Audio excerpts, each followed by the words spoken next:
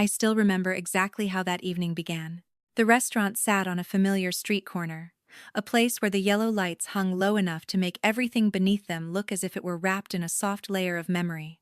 The atmosphere was warm. The smell of melted butter drifted out from the kitchen, glasses clinked gently against one another, and the laughter from nearby tables blended into a kind of comforting background noise. From the outside, it looked like a perfect evening. It was my 25th birthday. 25 is a strange age. You're no longer the reckless version of your younger self, but you're not quite far enough along to call yourself fully grown either. It feels like standing on a narrow bridge between two shores. Behind you are the years when you believed family was the most certain thing in the world, and ahead is the place where you slowly realize that not everything is as simple as you once thought. That night, I chose a dark blue dress. Not because it was anything special, but because my mother once said that color suited me. I still remember the moment she said it years ago, an ordinary morning in the kitchen while she was slicing apples. Small memories like that tend to stay with you far longer than the big ones. Our table was reserved near the window. Outside, cars passed by like brief streaks of light. Inside, my family sat across from one another, just like we had during so many other dinners over the past 25 years. My father sat at the head of the table. He always sat there, as if it were an unspoken rule. His white shirt was neatly pressed, the sleeves rolled up just slightly, and his metal watch caught the light every time he moved. He wasn't a man who talked much, but whenever he nodded or frowned, everyone understood what he meant. My mother sat to my right. She ordered the food before anyone else had the chance to look at the menu. She always did that, quick, decisive, as if things should be handled before they had a chance to become complicated. "We'll have the salmon," she told the waiter, her voice calm but not really a question. I smiled. Not because of the salmon, just because everything felt so familiar that I didn't have to think about it. Some families are held together by that sense of normalcy. Or at least, that's what I used to believe. There was a small cake on the table, not the kind of big birthday cake with candles and loud singing. Just a simple round cake, covered in white frosting, with the number 25 written in chocolate across the center. It was the kind of cake my mother liked. Simple, neat, nothing showy. I found myself looking at it a little longer than usual. Maybe it was because turning 25 makes people start thinking more about the years that have passed. 25 winters, 25 birthdays, 25 years living in the same house with the blue shutters on Maple Street. 25 years of calling these two people Mom and Dad. My mother raised her glass first. "Happy birthday," she said. There was no emotion in her voice, no long speech, just a short greeting, the way she did most things. My father lifted his glass after her. 25, he said. More of an observation than a wish. I clinked my glass with theirs. The sound of the crystal was soft and clear. For a brief moment, I glanced around the restaurant. Other tables were talking, laughing, sharing their own stories. No one was paying attention to ours. That was something I had always liked about places like this. You could be living through one of the most important moments of your life, and the rest of the world would keep moving as if nothing had changed. The waiter brought out the food. Salmon, mashed potatoes, a little bit of green vegetables. Everything was arranged beautifully on the plate. We started eating. At first, the conversation was just like it always had been. My father asked about my job. My mother asked if I was planning to move into a new apartment. I answered each question slowly, the same way I had for years. There was a familiar rhythm to the way my family talked. No one interrupted anyone. No one raised their voice. Just enough conversation to fill the quiet spaces. Someone watching from the outside would probably think we were a very stable family, and for a long time, I believed that too. But there are small things you only notice when you start looking back. Sentences that were cut off halfway. Quick glances between my parents when they thought I wasn't paying attention. And the way the story of my adoption was always told very quickly, as if it were just a small footnote in our family history. "We chose you," my mother used to say when I was little. It's the kind of sentence many adopted children grow up hearing. I used to believe it meant love. Later, I realized that sometimes adults use beautiful words like a coat of paint. And that coat of paint can hide a lot of things. The meal was almost over when my mother set her fork down. The soft clink of metal against the plate was quiet, but enough to make me look up. She looked at me for a long moment. It wasn't the gentle look a mother gives her child on their birthday. It was a thoughtful look, as if she were deciding whether or not to say something. My father was still cutting the last piece of his fish. He didn't look up. I felt a very small shift in the air. It was hard to explain, but unmistakable, like when a sudden cold draft slips into a warm room. My mother took a sip of wine. Then she spoke, her voice so calm that at first it sounded like an ordinary comment. "You know," she said, "people always make adoption sound so touching."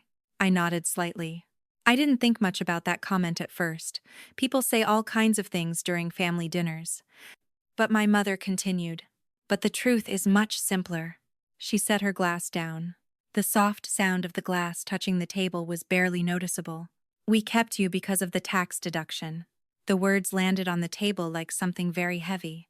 For the first few seconds, I wasn't even sure I had heard her correctly. There are certain sentences your brain refuses to process right away.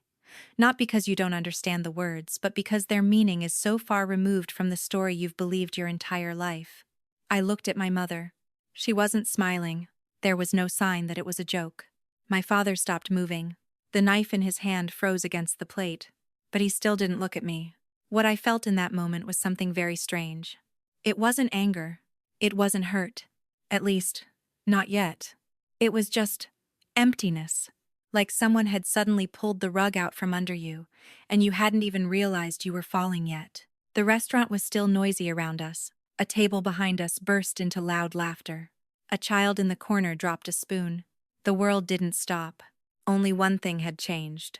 25 years of memories in my mind began to shift, very slowly, like books on a shelf that had suddenly tilted. Old stories. Old explanations. Moments I had never questioned before. All of them suddenly felt different. My mother leaned back in her chair. "Don't look at me like that," she said, her tone light, as if she were explaining a simple math problem. "Most people do it." I didn't say anything. Not because I had nothing to say, but because there was something I knew that my mother didn't. I knew this moment would come. Not tonight, but someday. 8 months earlier, in the basement of the house on Maple Street, I had opened a box I was never supposed to open. And from that moment on, I began preparing for this night. For the very moment when my mother would turn my 25th birthday into a cold confession. She thought she had just revealed a truth I had never heard before. But she didn't know that for the past 8 months, I had been living with a different truth. A truth sealed inside the envelope in my handbag, resting on the chair beside me. I looked at the small birthday cake in the middle of the table. The number 25, written in chocolate, was still untouched. No one had lit the candles. No one had started singing. And in that quiet moment, I realized something very clearly. This evening hadn't truly begun yet. After her words, everything in the restaurant seemed to continue exactly as before. The sound of forks and knives still clinked against plates at the tables around us. A waiter walked past, carrying a tray of water glasses that sparkled under the lights. Someone laughed at the far end of the room. The small sounds of an ordinary evening continued, as if nothing had just happened. But at our table, the air had changed. Not the kind of change that comes with noise. No one stood up suddenly. There were no arguments, no chairs scraping loudly across the wooden floor. Just a silence, thin but sharp as a blade. I was still sitting up straight, my hands resting on my lap beneath the table. Part of me realized I had been holding that position for too long, as if my body had frozen. But I didn't want to move, because even the smallest movement might reveal something. Something I had kept hidden for 8 months. My mother looked at me with what was almost patience, not guilt, not regret. Just the expression of someone who believed they had simply stated a practical truth. "Don't make such a big deal out of it," she said, her voice still calm. "People always think adoption has to be touching. But life isn't always like the movies." My father finally looked up. He stared into his wine glass, not at me. In that moment, I realized something very strange. He wasn't surprised at all. If what had just been said was a storm, he was someone who had known it was coming. I felt a slow heartbeat in my chest. Not panic, not anger, just a cold kind of clarity. There are moments in life when you realize things changed a long time ago, you just didn't see it. And sometimes, Other people don't know that you've already seen. I looked at the birthday cake again. The smooth white frosting. The number 25 written in chocolate. Everything still looked neat, perfectly arranged. A cake prepared for a happy evening. And suddenly, I remembered the box in the basement. 8 months earlier. It was a cold afternoon in October when my mother called me into the kitchen and said the basement needed to be cleaned. "There's too much old stuff down there," she said while rinsing a glass. "If you're free this weekend, could you go down and take a look?" It was the kind of thing I always did without thinking. The basement of the house on Maple Street had a very particular smell, the smell of old paper, damp wood, and winters that had long passed. When I was little, I used to think it was the smell of memories. The wooden steps creaked softly beneath my feet as I walked down. A weak yellow light hung from the ceiling, making everything look as if it were covered in a thin layer of dust. Boxes were stacked along the walls. Christmas decorations, old books, photo albums, the kinds of things families keep, just in case. I spent nearly an hour simply moving things from one side to another. And then I saw that box. It didn't look like the others. There was no label. No old tape sealing it shut. It was just a brown cardboard box, tucked behind a bin of old tax files. If I hadn't pulled the file box a little farther away, I probably would have never seen it. There are small moments in life that seem completely random. But later, when you look back, you realize that everything started there. I bent down and pulled the box out. It was lighter than I expected. When I lifted the lid, I saw stacks of papers tied together with string. Documents. Not letters, not photographs. Just sheets of paper. I remember thinking they were probably my parents' old records. And then I saw my name, Paige, written in black ink on a sheet of cream-colored paper. I sat down right there on the basement floor. The light above flickered slightly. The first document was an adoption certificate. I had known I was adopted since I was little. It had never been a secret in our family. My mother always told the story very quickly, as if it were just a small detail in my life. "We chose you," she used to say. I once thought it was a beautiful thing to say. But when I turned to the second page, that feeling began to change. It was a birth certificate. Not the copy I had seen before when filling out school paperwork. This was the original. My name wasn't Paige, and the line for the mother's name wasn't blank. I stared at that name for a long time, a name I had never heard before. The feeling in my chest at that moment was like missing a step in the dark. It doesn't hurt right away, just a sudden, unsteady drop. But the paper that kept me sitting on the basement floor for a long time wasn't the birth certificate. It was the document underneath it. A printed sheet from a tax consulting company. The numbers were neatly typed, and in the middle of the page was a line I still remember clearly. Every single character. Adoption tax credit, $5,400. I read that line 3 times. Then 4. Numbers have a kind of cold clarity. They don't need explanations. They don't need emotion. They simply exist. And in that moment, I realized something I had never considered before. Maybe the story I grew up with wasn't the whole truth. I didn't cry. That was probably the strangest part. I just sat there on the basement floor, surrounded by old boxes and the smell of damp paper, staring at the documents in front of me. Upstairs, my mother was watching a cooking show on TV. The sound drifted faintly down into the basement, as if it were coming from another world. I remember thinking something very simple. If I asked my mother about this right now, what would she say? Would she tell the same familiar story? "We chose you." Or would she say something different? I folded the papers back together, tied the string around them again, just the way it had been. I placed them back in the box. Then I sat there for a few more minutes. Because some truths can't be absorbed right away. They need time. When I finally stood up and slid the box back behind the bin of tax files, I understood something I had never considered before. Some family stories are told with beautiful words. But somewhere inside old boxes, the truth is sometimes written in numbers. I didn't say anything to my mother that night. I didn't ask. I didn't mention the box. I just walked up the basement stairs, washed my hands in the kitchen, and sat down at the dinner table like any other day. But from that moment on, I started noticing things differently. The way my mother talked about adopting me, the time she changed the subject too quickly, the quick glances she and my father exchanged. all the small details I had never noticed before. And over the next 8 months, I prepared for a question I didn't yet know when I would ask. But I knew that someday, it would come. I just didn't expect my mother to be the one to ask it first. In a crowded restaurant, right in the middle of my 25th birthday dinner, I returned to the present when I heard my mother's chair shift slightly. She was looking at me, waiting for a reaction. Maybe she thought I would cry, or get angry, or walk out, but I just sat there, very quietly. Because there was one thing she didn't know. Her words were not the first truth spoken that night. Just the first truth she believed I had never heard. I don't remember the exact day I started looking at them differently. Not with the eyes of a child looking at their parents, but with the eyes of someone trying to understand a story. One they had been living inside for 25 years. Maybe everything began that night. I was sitting in my small apartment, the desk lamp casting a soft yellow light.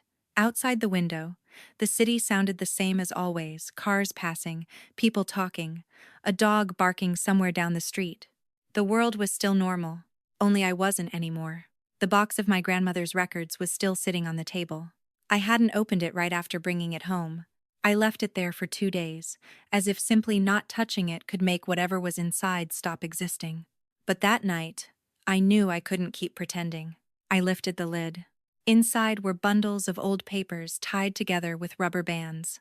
A few envelopes had already turned yellow with age, and there was a small brown notebook.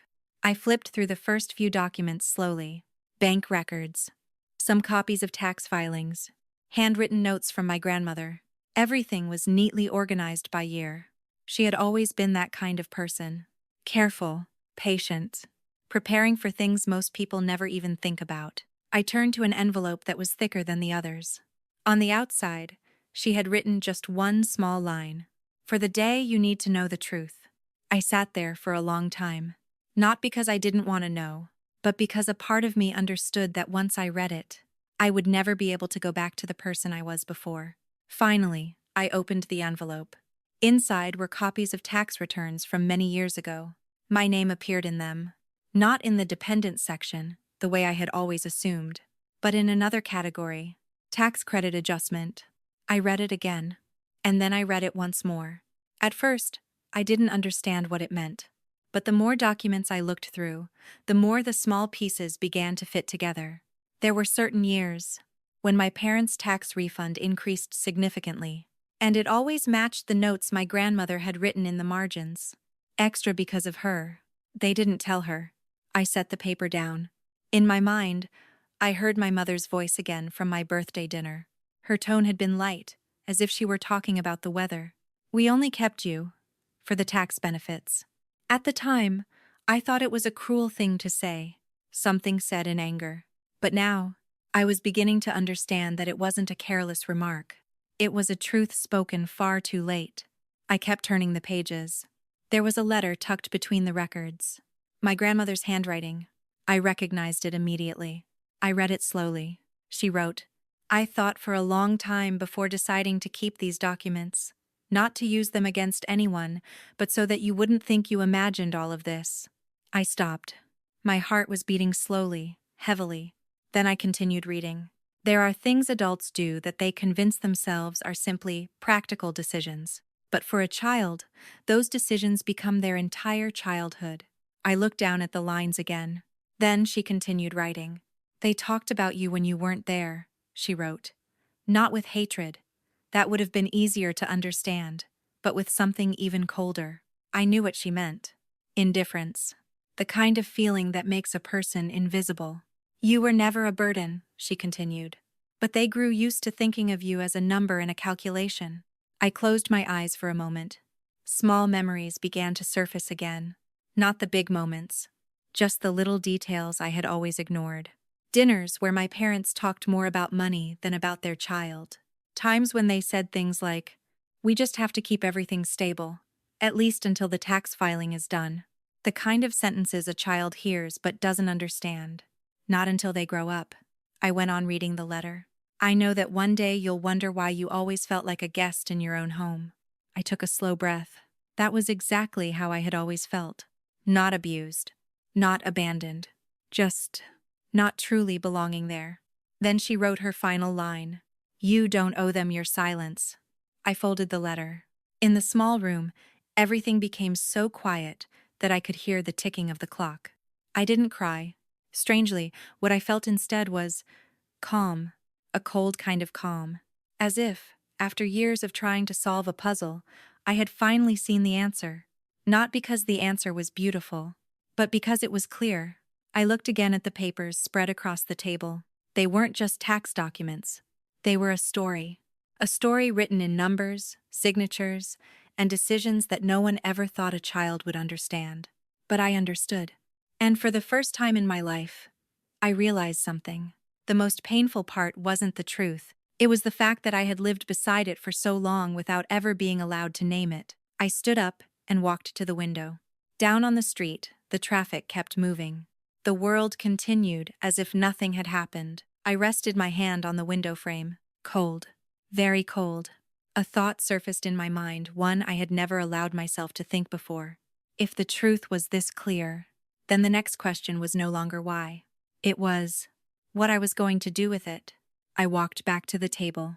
The box of documents was still open. The papers lay there silently, like witnesses. I knew that if I brought them into the light, everything would change. Not just for me, but for them, too. And in that moment, I suddenly remembered something my grandmother once told me when I was little. She said, "Justice isn't always loud. Sometimes it's just one person finally brave enough to say that something is wrong." I looked at the letter one last time. Then I folded it carefully and placed it back into the envelope. That night, I didn't sleep. Not because I was in pain, but because, for the first time in my life, I began to feel like I had the right to ask questions. And sometimes, just asking a question out loud is enough to make an entire story start to crack. That night, I barely slept. Not because I wasn't tired. In fact, my body was so exhausted that every muscle felt like it was coming apart. But my mind refused to stop. The numbers on those tax returns, my grandmother's small notes scribbled in the margins, and my mother's words at the birthday dinner, they all replayed in my head like old film reels, over and over again. I lay on the couch, staring up at the ceiling in the dark. There are some truths that make people burst into tears the moment they touch them. But there are other truths that make people fall silent. Silent for a very long time. My silence lasted until morning. The first sunlight slipped through the apartment window. The city began to wake up. Cars passing by, people talking on the street below, the sound of a coffee machine at the cafe on the corner. The world was still normal. Only one small thing had changed. I no longer wanted to avoid it. I sat up and walked over to the table. The box of documents was still there, as if it had been waiting for me all night. I went through the papers again, one by one. Not to look for anything new, but to make sure I wasn't imagining things. Something strange happens when you read a painful truth over and over again. The pain doesn't disappear, but it becomes clearer, no longer vague, no longer something that can be denied. I took photos of each document with my phone. Every time I pressed the button, the screen flashed with a small burst of light. A careful habit I probably learned from my grandmother. When I finished, I sat down in the chair. A very simple question appeared in my mind. Did I really want to know more? Because the truth was, what I had already learned was enough to hurt someone for a lifetime. But a part of me understood that the story still wasn't over. These documents only showed the result. They didn't explain how everything began. And because of that, I decided to do something I had always avoided before. I called my mother. The phone rang 3 times. 4 times. By the 5th ring, she picked up. Her voice sounded the same as always, calm, controlled. "Sweetheart." Just those 2 words. But I suddenly realized it had been a long time since hearing them made me feel warm. I took a slow breath. "I want to ask you something." On the other end of the line, she was silent for a few seconds. "What is it?" I looked down at the table, where the papers were spread out. "About the tax filings." This pause lasted longer. Not the kind of silence that comes from confusion, but the kind that belongs to someone deciding how much they should say. Finally, my mother let out a quiet breath. "What are you talking about?" I didn't go around it anymore. Why was I listed under tax adjustments for so many years? There was a small sound on the other end of the line. Maybe she had set a cup down on the table. Where did you get that information? Her question wasn't a denial. It was a test. Grandma left some records. I heard her breathe, very softly, but enough for me to know she understood. Mom, I said slowly, I just want the truth. For a long moment, she didn't speak. When she finally did, her voice wasn't cold anymore, but it wasn't remorseful either. It was simply tired. You think any family is really that simple? I didn't respond. She continued. When you were born, things were very difficult. Your father's job wasn't stable. We had debts. I looked out the window. The morning light had fully spread across the room. Everyone tries to survive, she said. Sometimes practical decisions aren't always pretty. I knew she was choosing her words carefully. I asked quietly. So I was a practical decision?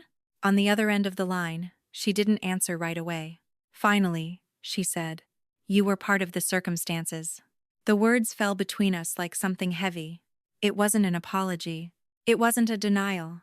Just a very precise way of saying it. I closed my eyes for a second. So you never thought I deserved to know? Why would a child need to know those things? She replied. Those are adult matters. Suddenly, I realized something. For 25 years, they never believed they had done anything wrong. To them, it was just a financial decision. A reasonable choice. I spoke slowly. But to me, that was my childhood. On the other end of the line, my mother was silent. This time, the silence no longer sounded as certain as before. What do you want? She asked. The question sounded more like a negotiation than a conversation between a mother and her child. I looked at the papers on the table. I want to understand the whole story. That was when I realized I had just changed the way I addressed myself. Not your child anymore, but I. Maybe my mother noticed it too. Her voice grew firmer. You're turning this into something bigger than it actually is. I let out a small laugh. Not a happy one. Maybe, I said. Or maybe, it has always been this big. The call ended not long after that. There was no shouting, no accusations. Just two people talking to each other, like strangers. When the phone screen went dark, the room fell quiet again. I sat there for a long time. Part of me had hoped the call would bring answers. But in truth, it only made one thing clearer. The truth isn't a single moment. It's a road, and I had only taken the first few steps. I looked back at the box of documents. In my mind, my grandmother's final line from the letter echoed again. You don't owe them your silence. Before, I thought that meant speaking out. But now I was beginning to understand it had another meaning. It wasn't only about speaking. It was about not turning back. I gathered the papers and placed them carefully into a briefcase. Outside the window, the city was fully awake. People were heading to work. Cafes were opening their doors. Car horns echoed through the streets. A new day had begun. And for the first time in my life, I felt like I was beginning something too. Not an argument. Not revenge. Just a very simple journey. To follow the truth all the way to the end. Even if that truth might break everything I once called family. After the phone call with my mother, I didn't do anything right away. I didn't call back. I didn't send a message. I didn't try to stretch the conversation into another attempt. I simply sat there in my apartment. The morning light slowly shifted toward noon. Thin streaks of sunlight moved across the wooden floor, slowly, like the hands of a clock no one was watching. There are moments in life when you think you're going to fall apart. But the truth is, sometimes you just become quieter. A silence so deep that everything around me sounded clearer than usual. The quiet hum of the refrigerator, someone's footsteps in the hallway, the wind brushing against the window frame. I sat there among those sounds and began thinking about my childhood. In the past, whenever someone asked about my family, I always gave a simple answer. Normal. Not a perfect family, but not a terrible one either. We didn't have those emotional moments you see in movies, hugging each other and crying on the couch. But we didn't have screaming matches or people throwing things either. It was just normal. But now, looking back, those old memories were starting to change shape. Not because they were different, but because, for the first time, I had a different lens through which to see them. I remembered our old house on Maple Street, the house with the white fence and the 2 maple trees in the front yard. Every fall, the leaves would pile up so thick that I could jump into them like they were a soft cushion. I used to think it was a beautiful childhood. Maybe part of it still was. But there were small details I had never questioned before. For example, the way my parents talked about money. Not occasionally, but constantly. Dinner conversations almost always revolved around bills, loans, insurance, and taxes.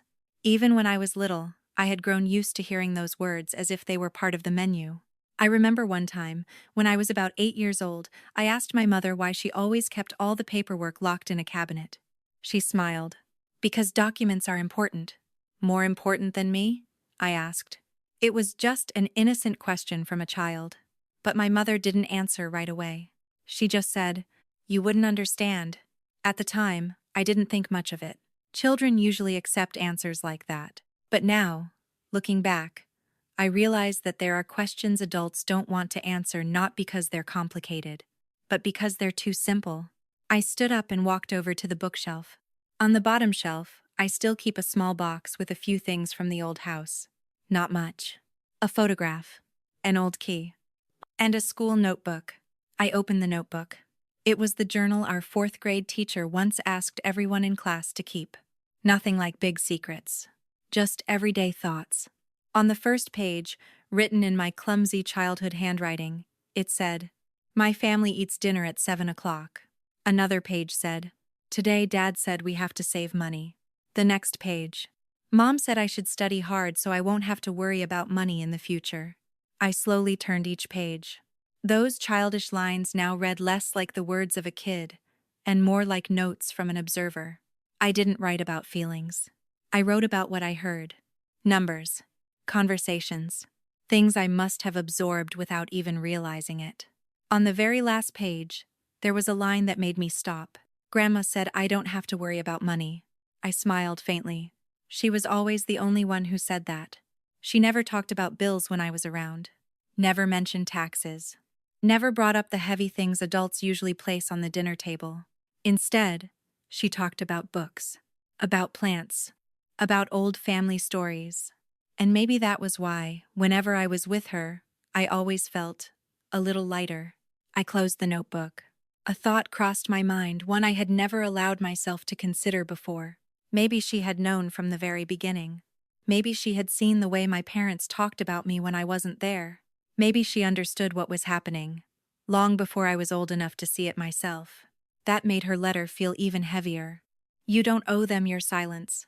I stood by the window. Down on the street, a man was walking his dog. A girl was laughing while talking on the phone. A bus stopped, then slowly pulled away again.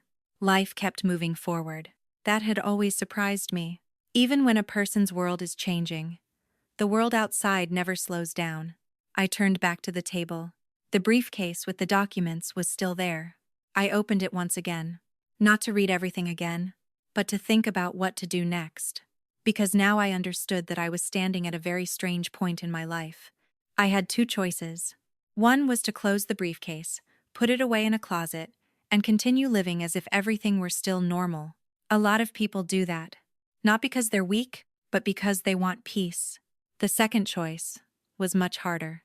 It was to keep going, to ask more questions, to pull the things that had been buried into the light, even if that light meant nothing could ever return to the way it used to be.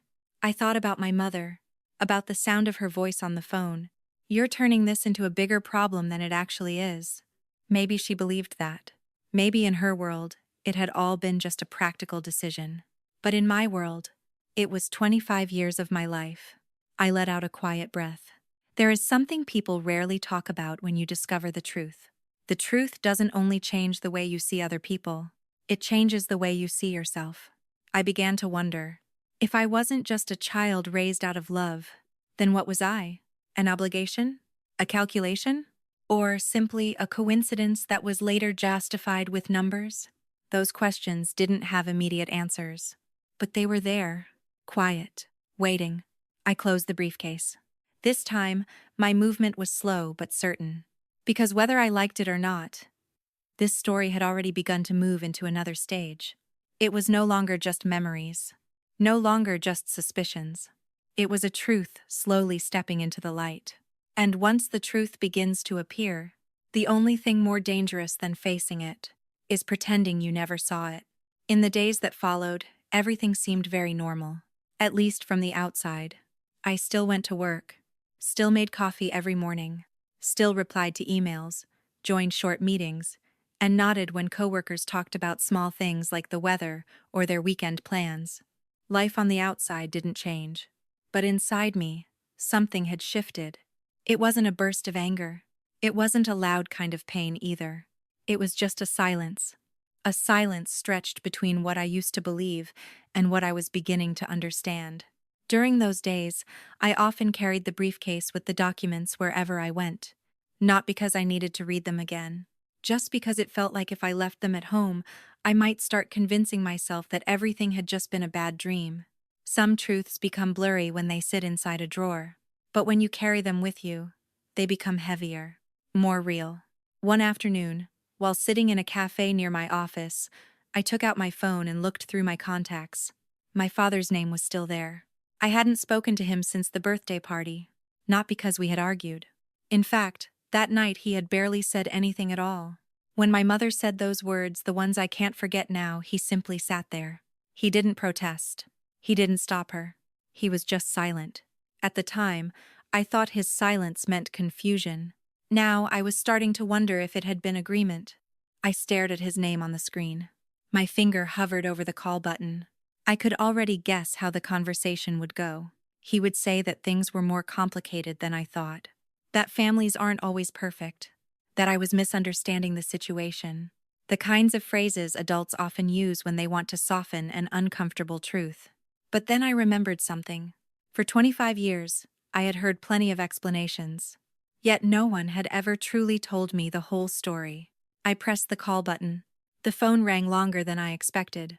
Just as I was about to hang up, he finally answered. Yeah? His voice sounded slightly rough, as if he had just woken up or had just finished his coffee. It's me. A brief silence followed. I know, he said simply. I looked out through the cafe window. People on the street were still rushing past, just like any other day. I want to talk, I said. About what? I knew he was pretending not to understand, but I answered anyway. About what Mom said on my birthday. On the other end of the line, I heard the faint sound of a chair scraping. Maybe he had just sat down. You've already talked to your mother? Yes. And? I let out a quiet breath. I want to hear it from you. This time the silence lasted longer. When he spoke again, his voice wasn't defensive like my mother's. Just tired. Do you think we never wanted you? I didn't answer right away. It wasn't an easy question. Because the honest answer was, I didn't know. Why did you never tell me? I asked. He exhaled. Because there was no reason to. I frowned. No reason? You grew up. You were fed, educated. You have your own life. He spoke very slowly. So why make things more complicated than they already were? I looked down at the table. The coffee in front of me had gone cold. Dad, I said quietly, that's my life. On the other end of the line, he didn't argue right away. After a moment, he said, your life doesn't change because of a few tax documents. That made me let out a small laugh. A very soft one. Maybe not for you, I said. But for me, it changes how I understand my entire childhood. He stayed silent. I continued. Did you ever think I would find out? No, he answered plainly. I thought it didn't matter. When I heard that, I felt something very strange. Not anger. Just a slow chill spreading through my chest. It didn't matter. 25 years of my life. Didn't matter. Was I a financial decision? I asked. The question fell into the middle of the call. This time, he didn't answer right away. No, he finally said. But finances were part of the decision. I closed my eyes for a second. His honesty hurt more than a lie. Do you regret it? I asked. The question made him fall silent for a long time. I could hear the sound of cars passing somewhere behind him. Maybe he was standing out on a balcony. Finally, he spoke. I regret that you found out this way. Not because of what happened, just because I had found out. I opened my eyes and looked at the people moving along the street below. A couple was walking with a small child. The little kid laughed while tugging at his mother's hand, trying to make her run faster. A very ordinary scene. But in that moment, I suddenly realized something. For many people, having a child begins with a feeling, a desire, a hope. For my parents, it began with a spreadsheet. I didn't say that to him. I just asked, "Did you ever think about how I would feel?" He didn't answer directly. "I thought you would live your life," he said, "and that would be enough." Maybe in his world, that really was enough. A roof over my head, a school to go to, a stable path forward. But in my world, there was an emptiness I had never been able to name before. Now I was beginning to understand what it was. It was the feeling of being calculated, not wanted. The call ended not long after that. There was no apology, no shouting, just two people standing on opposite sides of the same truth. And neither of us could cross over to the other side. I sat in the cafe for a long time after I hung up. Outside, the city was still loud and busy. But inside my head, everything was very quiet. There are moments in life when you think you're searching for an explanation. But when you finally get one, you realize what you really wanted was something else. Not an explanation, but acknowledgement. A simple sentence like, "We were wrong," but sometimes that sentence never comes. And when that happens, you have to decide for yourself what to do with a truth that only you are willing to name. I stood up and picked up the briefcase with the files. As I stepped out of the cafe, the afternoon wind moved softly through the street. And suddenly, I realized that this story was no longer just about the past. It was becoming a question about the future. A question I never thought I would have to answer. What does family mean when the truth has finally been spoken? After the call with my father, I didn't feel relieved the way people often describe when they've finally said everything. There was no sense of release, no emotional outburst, only something quiet shifting inside me like the ice on a lake beginning to crack. Very slowly, very softly, but once it starts, it can never return to what it was before.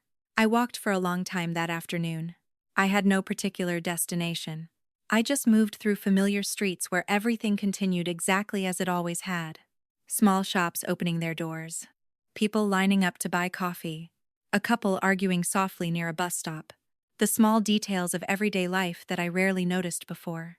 But that day, I watched them carefully. Maybe because when the world inside you changes, you start searching for something steady in the world outside. I stopped in front of a small used bookstore. The glass window reflected my image back at me. I stood there for a long moment, looking at the person in the reflection. 25 years? A number that once felt long enough to truly understand my own family. But it turns out, 25 years can still hold enormous empty spaces. I stepped inside the shop. The familiar smell of old paper filled the air. Tall bookshelves lined the walls, and stacks of books leaned slightly, as if they had been sitting there for years without anyone bothering to straighten them. I've always liked places like this. Not because of the books, but because of the quiet. I walked slowly along one of the shelves, and without meaning to, I thought of my grandmother. She was the one who first brought me to places like this. Not to buy expensive books, just to wander among old pages. She once said something that I didn't really understand at the time. There are stories that only become clear when you read them a second time. When I was a child, I thought she was talking about novels. Now I realize she might have been talking about life. I pulled a random book from the shelf, not because I wanted to read it, just because holding something in my hands made my thoughts feel less scattered. I sat down on a small chair near the window. The late afternoon light slanted through the cloudy glass. In that quiet light, I found myself thinking about a question I had always avoided. If what my father said was true, that finances were only part of the decision, then what was the other part? Was there ever a moment when they truly wanted me? Or was I simply a situation they later tried to justify with numbers? I know I may never have a complete answer. But the thing that troubles me even more is something else. If they truly believed this wasn't important, what does that say about the way they saw me? I flipped through a few pages of the book, but my eyes weren't really reading. Small memories began to return, one piece at a time. I remembered a time when I was about 10. Our class had an assignment to write about the topic, family. Most of the other kids wrote about vacations with their parents, trips to the beach, camping weekends, things like that. I remember sitting in front of my paper for a long time. Not because my family didn't have moments like that. We did. But when I thought about family, the first thing that came to my mind wasn't any of those memories. It was the conversations at the dinner table. Things like, we have to be careful with our expenses. The deductions this year could really help. We need to calculate everything properly. Even when I was little, I had already gotten used to staying quiet when adults talked about those things. As if it were a different world, one I wasn't supposed to step into. But it turns out, I had always been in that world. I just didn't know it. I put the book down. Outside the window, the evening light had begun to fade. The shadows of people on the sidewalk stretched long under the streetlights that had just flickered on. There was something I had started to realize during those days. The truth isn't a single shock. It's more like a tide. Each day, it rises a little higher. Each day, it reveals another piece of the sand that used to be hidden beneath the water. I thought about my mother, about the way she said I was, turning this into a bigger issue than it really was. Maybe in her world, everything could be reduced to a reasonable calculation. But in my world, emotions aren't numbers. Childhood isn't a tax deduction. I stood up and returned the book to its place. When I stepped outside the shop, it was fully dark. The evening air felt a little cooler. I walked slowly along the sidewalk, my hands tucked into the pockets of my coat. My phone vibrated softly in my pocket. A message. I took it out and looked. The sender's name made me stop. Mom. The message was very short. Your father said you called. I stared at the line of text for a moment. There was no question. No explanation. Just an acknowledgement. I didn't reply right away. Instead, I stood under the streetlight and thought about something I had never really considered before. Maybe my parents didn't see what had happened as some great secret. To them, it might have been nothing more than a small detail that didn't need to be mentioned. A detail they believed didn't change anything important. But to me, it was a new lens. A lens that made every old memory look different. Not worse. Just more real. I slipped my phone back into my pocket. I didn't reply to the message. Not yet. I kept walking. The streets grew quieter as night settled in. At one corner, a small diner was still lit up. The owner was wiping down the tables, getting ready to close. Life around me was still moving forward in its small, steady rhythms, one day at a time. And in that moment, I suddenly realized something. For 25 years, I had always believed that family was something fixed, something you were born into, and that it would always remain there, unchanged. But now I understood that family is like any other story. There are chapters you have never read, parts that someone else wrote in your place. And sometimes, one day, you have to decide whether you want to keep reading that story or start writing a new chapter. I stopped in front of my apartment door. Before unlocking it, I stood there for a moment. My grandmother's words echoed in my mind again. You don't owe them your silence. Before, I thought she only meant speaking the truth out loud. But now I was beginning to understand that it carried a deeper meaning. It was the right to feel. The right to acknowledge that something had hurt you, even when other people refused to see it that way. I opened the door and stepped inside. The apartment was dark and quiet. I placed the briefcase with the documents on the table. The papers inside were still there, silent, patient, like witnesses to a story that wasn't finished yet. And in that moment, I understood that this journey wasn't only about uncovering the past. It was about learning to face an uncomfortable truth and still keep moving forward, even when every step made the distance between me and my family clearer than it had ever been before. That night, I didn't turn on the lights right after walking into the apartment. The room was dark, but not completely. Street light from outside the window stretched across the floor in a pale strip of light, just enough to make out the familiar shapes. The sofa, the small dining table, and the briefcase still resting quietly on the tabletop. I stood there for a few seconds. Sometimes people need a moment of darkness like that. Not to hide, but to feel more clearly the thoughts slowly rising inside them. I took off my coat and hung it on the hook by the door. Every movement was slow, almost automatic. Over the past few days, I had begun to realize something. When truth enters a person's life, it doesn't arrive like a storm. It comes more like water soaking into the ground, slow, patient, and impossible to reverse. I turned on the light. White brightness spread across the room. The briefcase was still there. I had looked at it many times over the past few days, but each time, the feeling was different. The first time, it felt like a shock. The second time, it felt like an accusation. But now, it felt like a story waiting to be continued.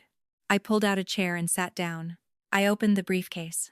The stacks of papers were still neatly arranged, just as before: copies of tax returns, small notes written by my grandmother, and the letter she had left behind. I didn't read the letter again. I had nearly memorized it.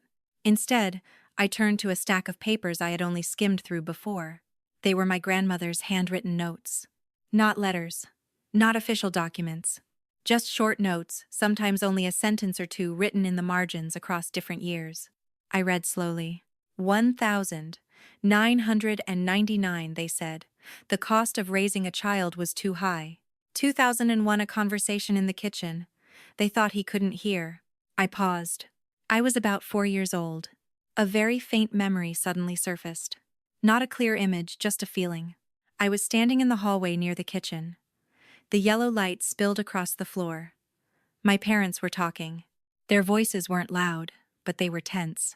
At the time, I didn't understand what they were saying. I only remember the feeling that I shouldn't be standing there. So I went back to my room. That memory had never meant anything before. Now it felt like a small piece of a puzzle finally falling into place. I kept reading. 2004, he started asking more questions. A sad smile crossed my face. I had always been the kid who asked too many questions. Not the kind of innocent questions children usually ask, but the kind that made adults a little uncomfortable. Why do we always talk about money? Why do my friends' parents talk about different things at the dinner table? Why does Grandma always change the subject when Dad starts talking about taxes? Back then, I thought those were just small differences between families. But now, looking back, I realized there were things the people around me had tried to hide. Not with lies, but through silence. I turned to the next page. One line made me stop longer than the others. 2008, they said, everything would be worth it when he grows up. I read that sentence several times. Worth it. I wondered what situation they were in when they said that. Maybe they were talking about the cost of school. Maybe they were talking about taxes, or maybe they were talking about me. Words can carry many meanings, but the feeling behind them is usually very clear. I leaned back in the chair. A thought began to form in my mind, one I had never really allowed myself to think before. Maybe my parents never believed they were doing anything wrong. To them, it was simply reality. The reality that raising a child costs money. The reality that the tax system allows deductions. The reality that sometimes life forces people to make cold decisions. But what they may never have understood is how those decisions feel from the other side. From the side of a child. I stood up and walked to the window. It was late outside. Most of the windows in the building across the street were already dark. A few were still lit, where someone was probably reading a book or working late. The world was still vast and full of different stories. That had always felt strange to me. While I was sitting here, trying to understand a piece of my own past, millions of other people were probably doing the same in their own quiet ways. Their truths. Their secrets. Their unanswered questions. I turned back toward the table. There was a small envelope I hadn't opened before. Not because I was avoiding it. It had simply been tucked between the other papers. I took it out. There was no writing on the outside. Just a pale yellow envelope, its edges slightly worn. I opened it. Inside was a photograph. I recognized it immediately. It was taken on the day I graduated from high school. I was standing between my parents. My mother was smiling softly. My father had his hand resting on my shoulder. Looking at the photo, no one would guess that this family was carrying a secret. There were no signs of tension. No signs of distance. Just 3 people standing side by side on an important day. I turned the photo over. My grandmother had written a small line on the back. Sometimes they were proud of you too. I sat there for a long time with the photo in my hand.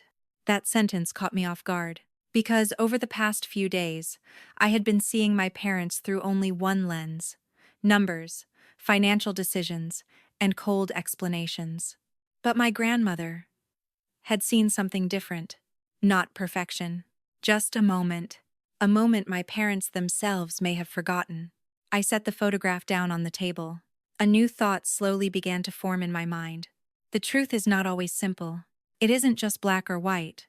Maybe my parents made decisions they believed were reasonable. Maybe they saw me as part of a calculation. But that doesn't necessarily mean they never felt anything else. People are rarely as simple as we want them to be.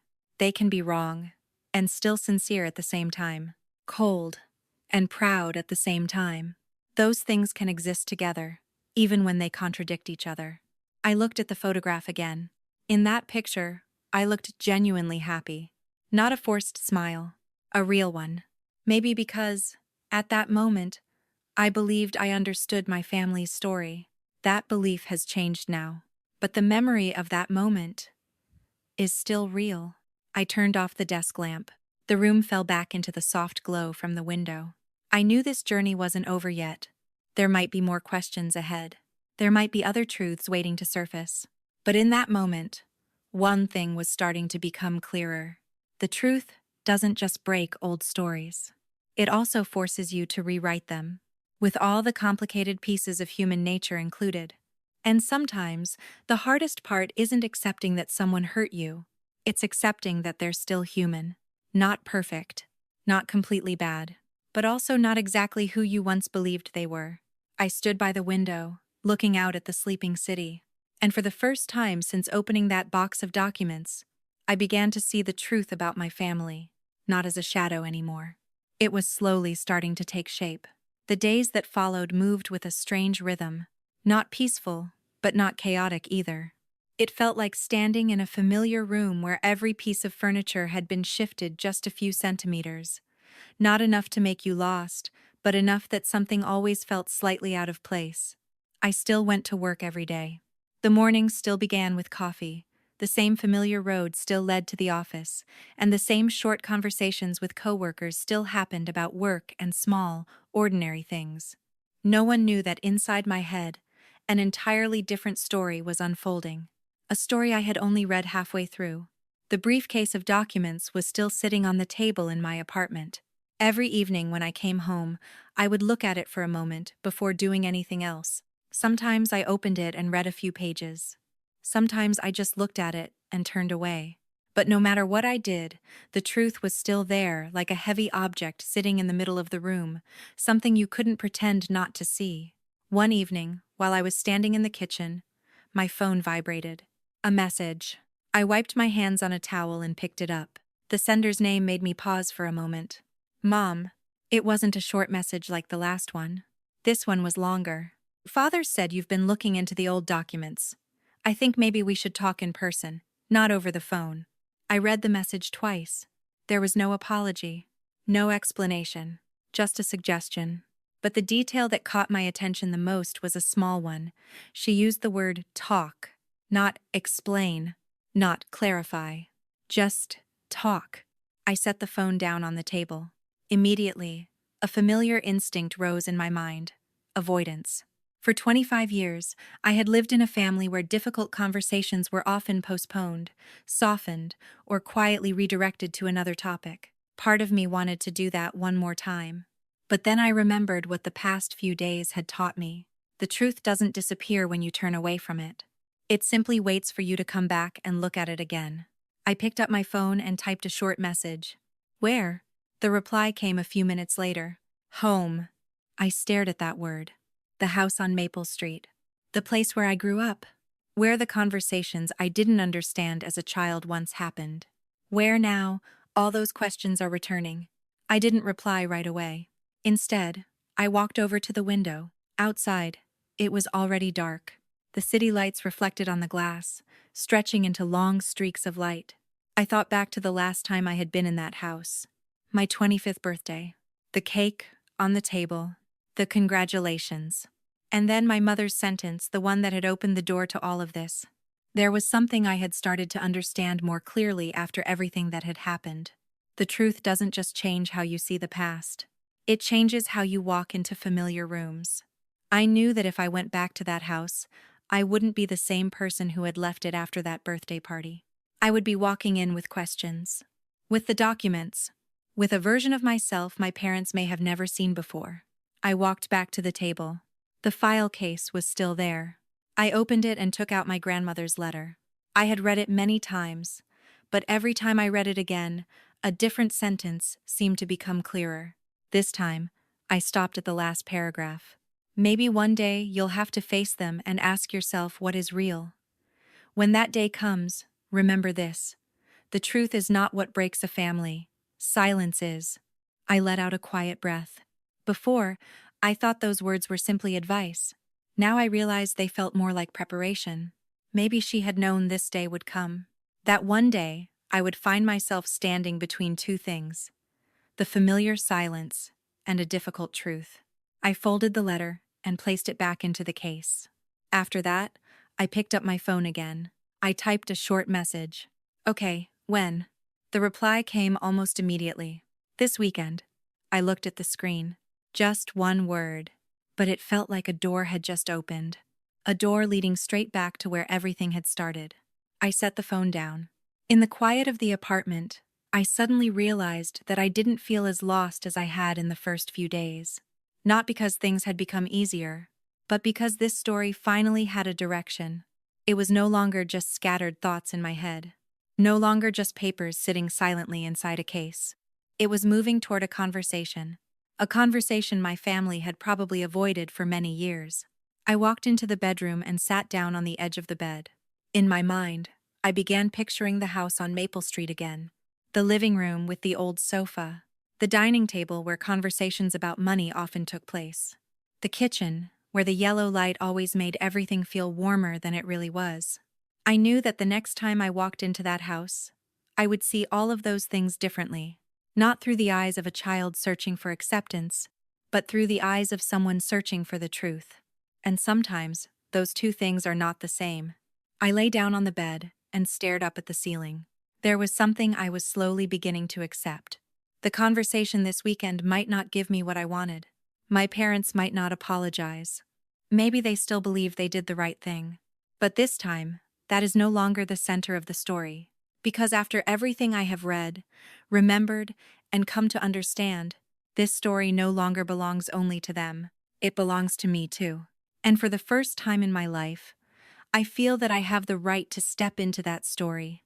Not as a supporting character, but as the one who is writing the next chapter. But as the one continuing to write the next chapter. The weekend arrived more slowly than I expected. Not because time had actually slowed down, but because each day before it carried a quiet sense of anticipation. I still went to work. Still lived according to the familiar rhythm of daily life. But somewhere in the back of my mind, there was always a parallel thought running. That meeting was getting closer. On Saturday morning, I woke up earlier than usual. The early light slipped gently into the apartment. Outside, the city was still quiet, the streets not yet crowded like they were during the weekdays. I made coffee. The smell of hot coffee spread through the room. On the table, the file case sat in its usual place. I had prepared it the night before. The documents, my grandmother's notes, and the letter. Not because I wanted to turn this meeting into a confrontation. Just because I wanted to bring the truth with me. I finished my cup of coffee, put on my coat, and picked up the case. As I closed the apartment door behind me, I realized something very simple. This wasn't just a trip back home. It was the first time I was returning to that house, knowing everything I now knew. The road to Maple Street looked exactly the same as before. The rows of trees, the familiar houses, the lawns stretching across the front yards. There were small details I had never really noticed before, like the old mailbox at the house next door, or the crack in the sidewalk near the corner. Maybe when the mind is occupied with big thoughts, people begin to notice the smaller things. When I pulled up and stopped the car in front of the old house, my heartbeat was slow but clear. The house looked the same as always. Green window shutters, a white fence, 2 maple trees standing in the front yard. Everything looked exactly like it did in my memories. But the feeling was different. Before, every time I came back, I stepped inside with a sense of familiarity, as if I were returning to a place that belonged to me. This time, that feeling wasn't whole anymore. I stepped up onto the porch. I knocked on the door. Just a few seconds later, it opened. My mother stood there. She looked at me for a few seconds before saying anything. It wasn't a cold look. But it wasn't warm either. Just cautious. "You're here." I nodded. "Yes." She opened the door wider so I could step inside. The familiar smell of the house washed over me immediately. Old wood, a light scent of soap, and a hint of coffee drifting from the kitchen. My father was sitting at the dining table. He stood up when I walked into the room. For a few seconds, no one said anything. The silence wasn't as tense as I had imagined. It was just heavy. I set the briefcase on the table. Then I sat down. My mother sat across from me. My father sat beside her. The three of us formed a small circle around the table where I had sat hundreds of times as a child. Finally, my mother spoke first. "Your father said you've been looking at the old documents." I nodded. "I have." She glanced at the briefcase. "You brought them with you. I thought they should be here." I said it calmly. No one objected. For a long moment, no one said anything else. Then my father let out a quiet breath. "What do you want to hear?" That question made me pause for a few seconds. Before this, I thought what I wanted to hear was an apology, an admission. But now, sitting here, I realized that what I really wanted was simpler. "The truth," I said. No one laughed. No one argued. My father looked down at the table for a moment before speaking. "We weren't planning to have a child at that time." That was the first sentence. No hesitation. No decoration. Just a fact. My mother continued a few seconds later. "We were having a lot of financial difficulties," she said. "And when we realized that having a child would also bring certain tax benefits, we thought things might work out." I listened to them. Without interrupting, I didn't react immediately. On some level, I had already expected these words, but hearing them directly was different.